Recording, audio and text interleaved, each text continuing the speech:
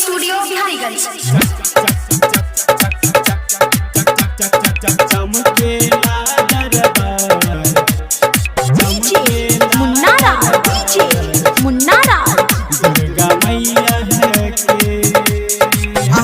दशहरा मेला महेशपुर में लागल बा।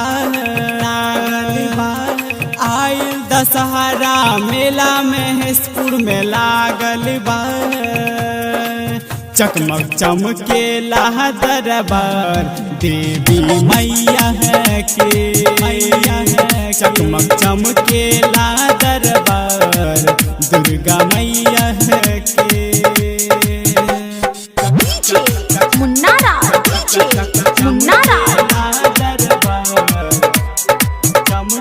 छिटकी बाजार मधुबनी।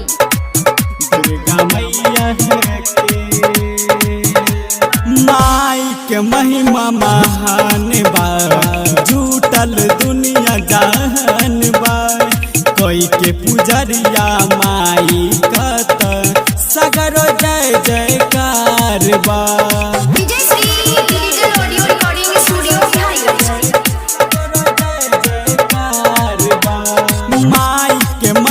महान बा झूठल दुनिया जहान बा।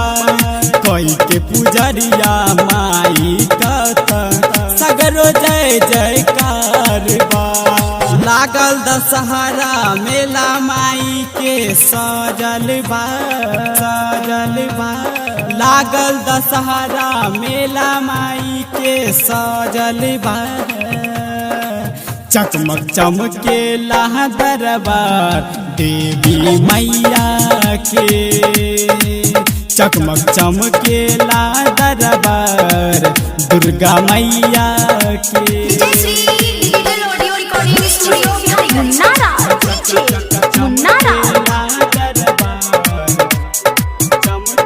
छिटकी बाजार मधुबनी। दुर्गा मैया है के।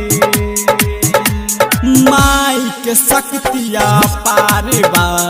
झूमत गौवा जावार बा। आवेला माई के दर में खुशियाँ ढेरों हजार बा। खुशियाँ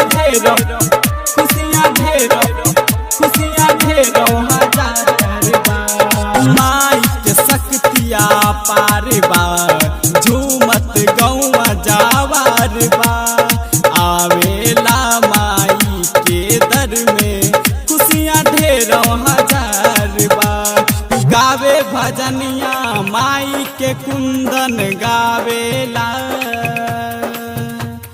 गावे भजनिया माई के कुंदन गावेला। चकमक चमकेला दरबार देवी मैया के। चकमक चमकेला दरबार दुर्गा मैया के।